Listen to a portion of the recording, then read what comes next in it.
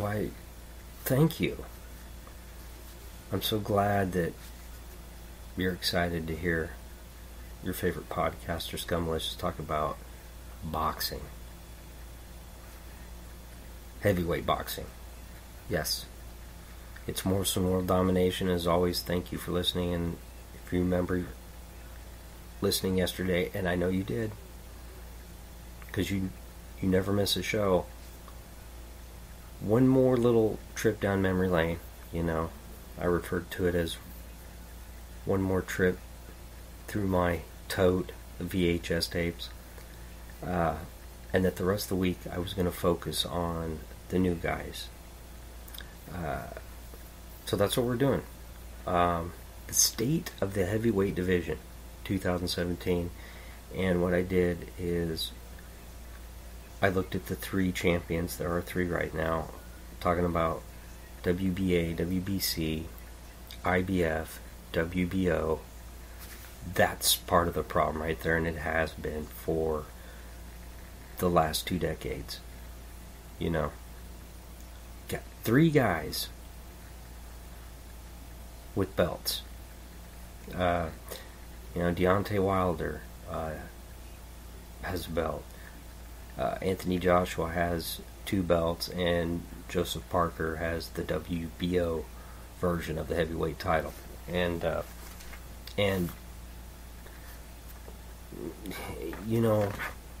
especially when we went through the Klitschko years, that's what we'll call it, and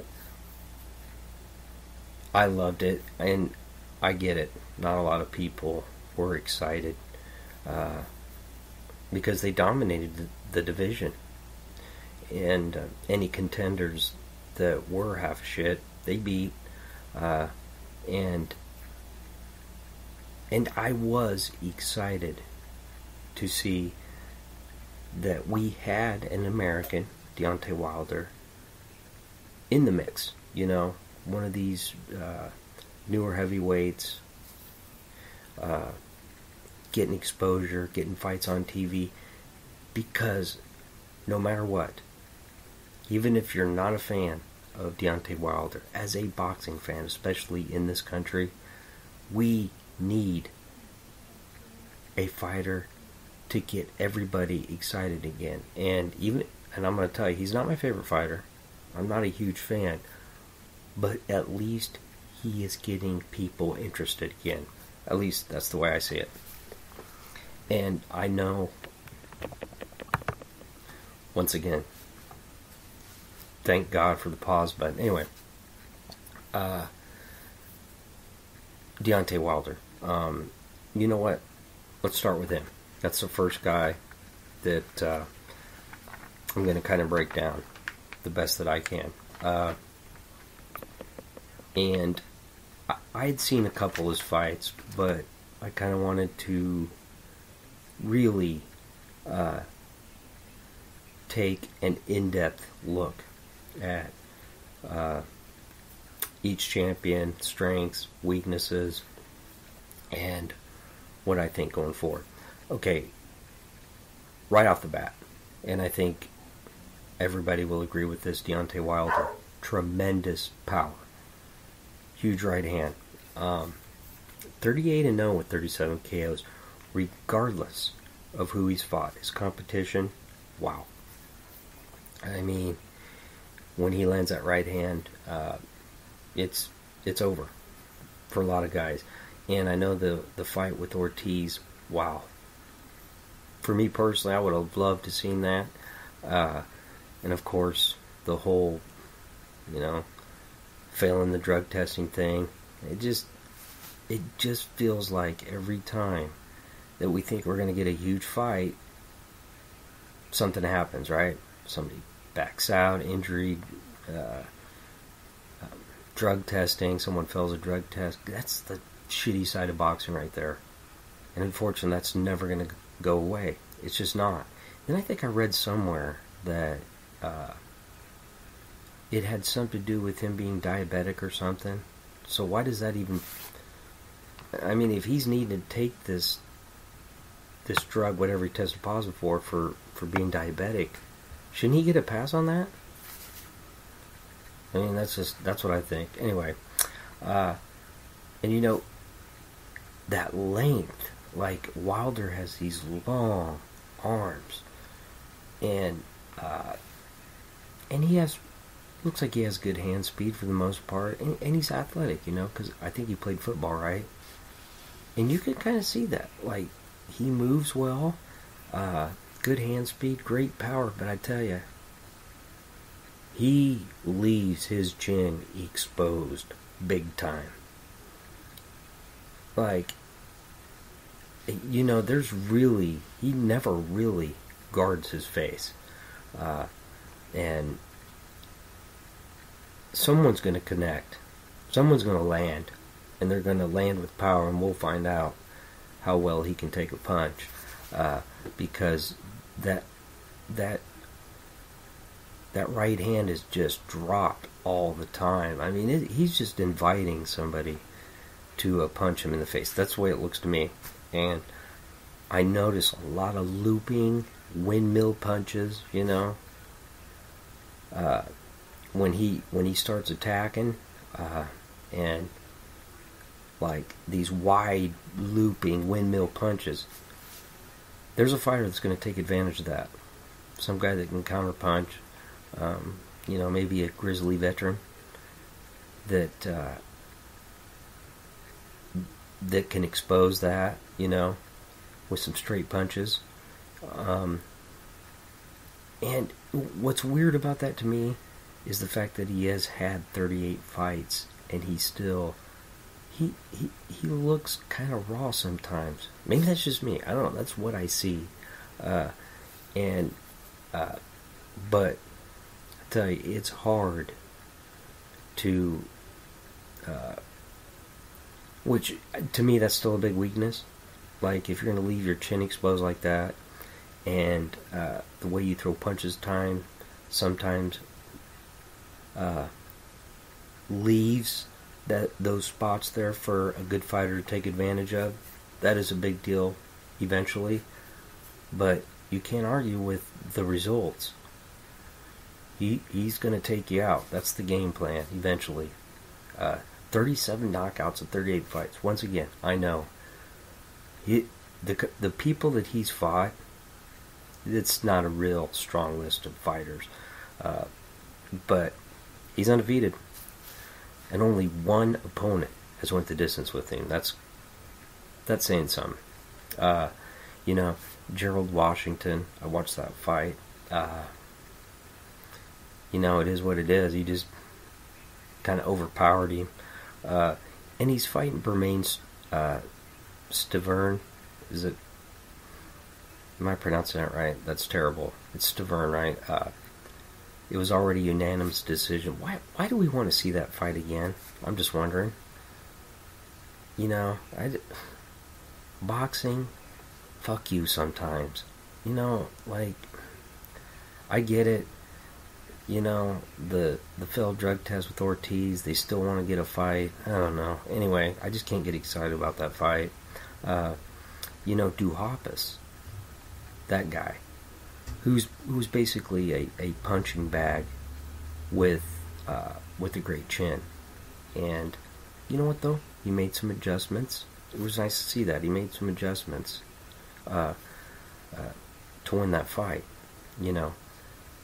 A lot of good fighters, it takes them a while. You know, they have this certain style, and they're going to fight that way, you know, every fight. So it was kind of cool to see a guy make adjustments, you know, and not fight the same way that he's always fought. Not easy to do that, so I give him credit for that in that fight, that particular fight.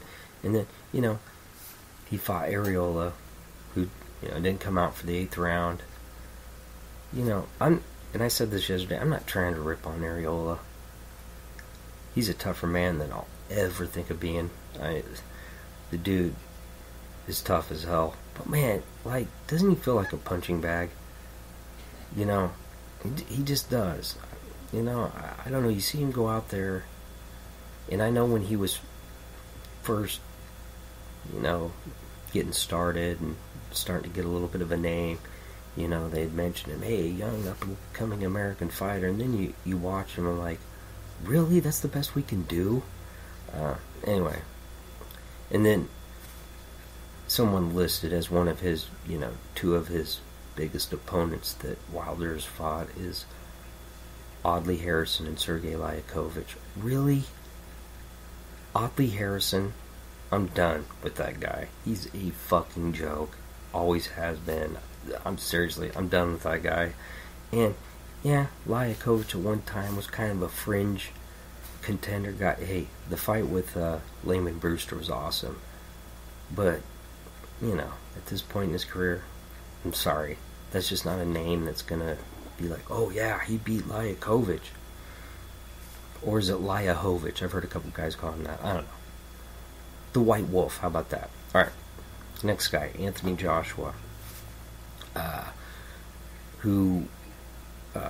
God, I want to say, and you know what, I should have wrote this down, stupid. I think it's the I know the IBF is one belt that he has, and it's either the WBC or the WBA that he is the other belt that he has. And then Wilder would have the one that he didn't. Parker has the WBO belt. Anyway, to me, and I mean, there's another guy. He's going to take you out. 19-0. He's knocked out every opponent. And Vladimir Klitschko. And I know, the chin.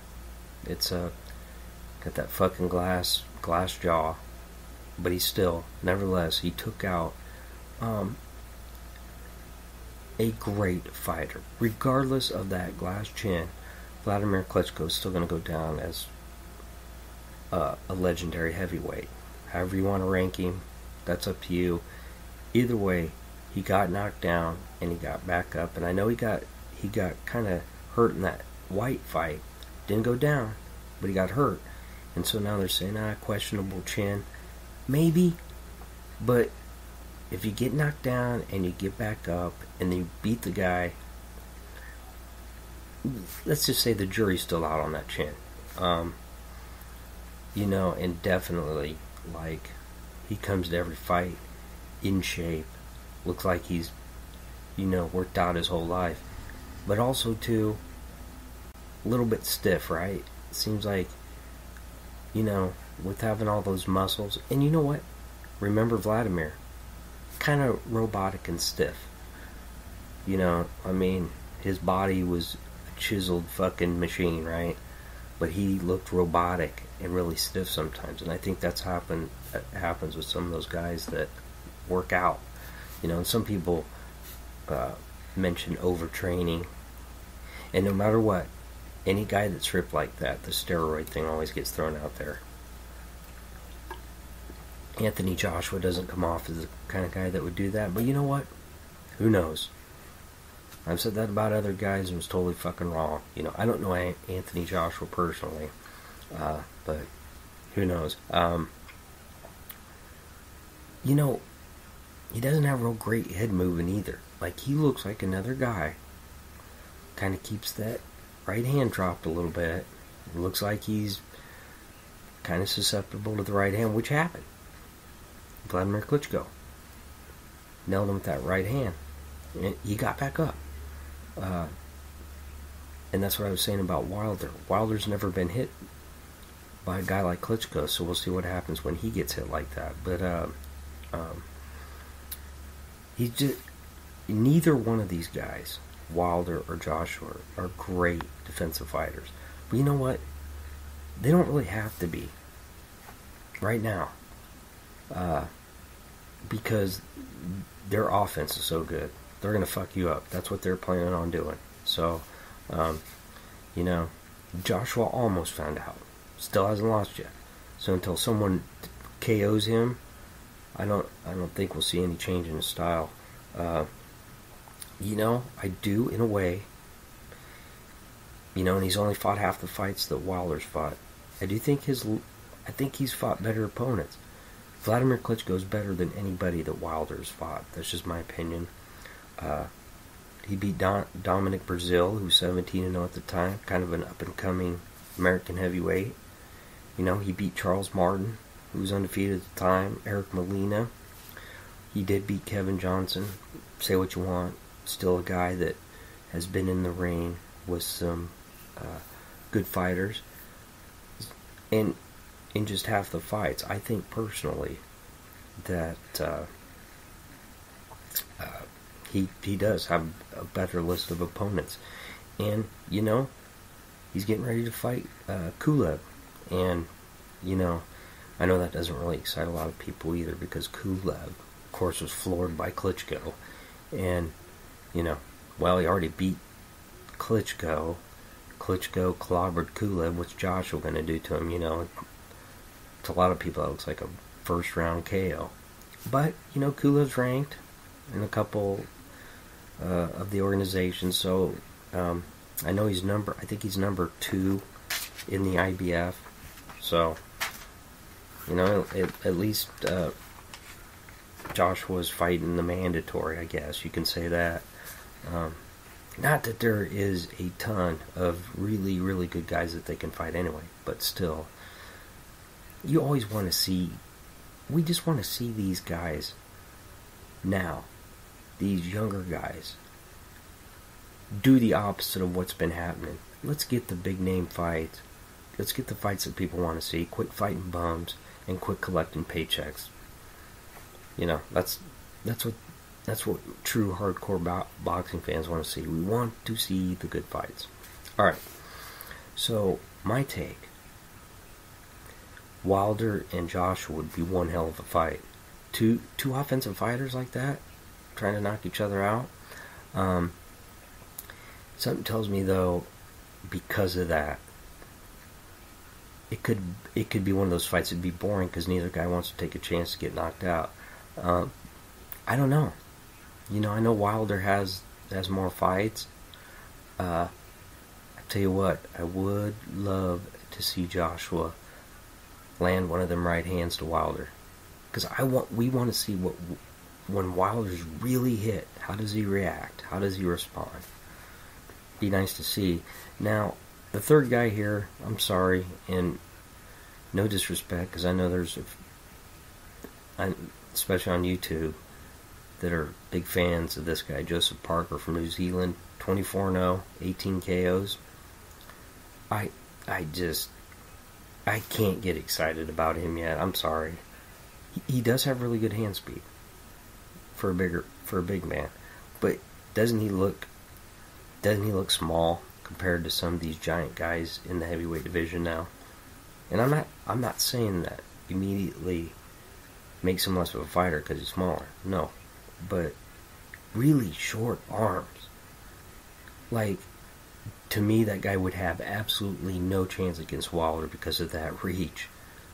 You know, like, Wilder has those gigantic spider arms, like, and how in the hell is this guy going to get inside that reach? And the fight with the Andy Ruiz guy, I'm sorry, they gave Parker the decision. I thought Ruiz won that fight. I watched the whole fight, and trust me, that wasn't a real treat to watch. That's just my opinion, but I don't know how they gave the decision to Parker. But he just really hasn't fought anyone. He beat Dimitrenko, who's like ranked 8th by the IBF, I think. And Kaylee Meehan is a name. That's it. He hasn't fought anybody. I don't know. WBO heavyweight champ. I just can't get excited about him right now. Maybe fights a couple more guys, you know, gets a couple other names under his belt, then maybe I'll start paying more attention. But to me, it's Joshua and Wilder, and then everybody else. And few of the contenders here that I wrote down. You know, we got Luis Ortiz, King Kong. Damn, that would have been awesome to watch him fight Wilder. And you know what? We're getting to a point now, and I know heavyweights it's a kind of a different thing now. like, we see heavyweights, 35, 40 years old, that fight. They're still pretty good. But he's 38. He's 27-0 with 23 KOs. But doesn't it... I mean, it's starting to feel like his time's kind of passed, right? Like, here was his shot. Fails the drug test. You know, who's going to schedule him to fight again? You know, can't pass a drug test. But, like I said before, kind of feels weird that it has something to do with his diabetes, right? If that's what if it's right what I read, then he shouldn't be penalized for that. You know, I don't know the whole story, you know, and you look at his resume, he beat Bryant Jennings, Tony Thompson, Monty Barrett. He beat Malik Scott. You know what? Malik Scott is in the Audley Harrison boat for me. That whole fight with Ortiz, he didn't even come to fight. I just totally lost respect for him. So, Malik Scott, sorry, not going to talk about him. You know, it's just ridiculous what he did. But for me, you know, I don't know. I just feel like at 38, the biggest fight of his career, he couldn't, you know, he failed the drug test. So for me, for now, I'm kind of taking him out of the contender thing. For now. Alright, we'll see what happens in the next 6 months. Maybe they tell him that the drug he tested positive for ain't a big deal and he can fight somebody. I don't know. But for now, I'm taking him out of the contender status. I couldn't believe when I read this name. I really couldn't. Frez Akendo is ranked 3rd by the WBA. Frez Akendo at 44. Remember I was just mentioning that age thing? I seen his promoter is Roy Jones. Maybe that has something to do with it because Roy Jones knows some people. Frez Akendo? What? I had to blink when I seen that. I could not believe that. I didn't even know he was still fucking fighting. I didn't. Then I seen this guy, Tom Schwartz. It made me laugh because I seen that name and I'm thinking, Tom Schwartz? Oh, you mean from Oklahoma? Or Missouri? You know what I mean? When you see that name, then you find out he's German. Total German. And 23, and got a few fights under his belt. The ones I seen, he looks like a solid prospect, but he's, you know, at 23, he hasn't fought anybody yet. I want to wait a little bit before I pass judgment, but maybe there's something there. You know, Pulev, he's ranked 2nd by the IBF and 7th by the WBA, and I know, like I said, he got clobbered by Klitschko. That's why it's hard for me. Wilder already beat Straverne once. Now he's fighting him again. Joshua's going to fight Pulev, who got clobbered by Klitschko.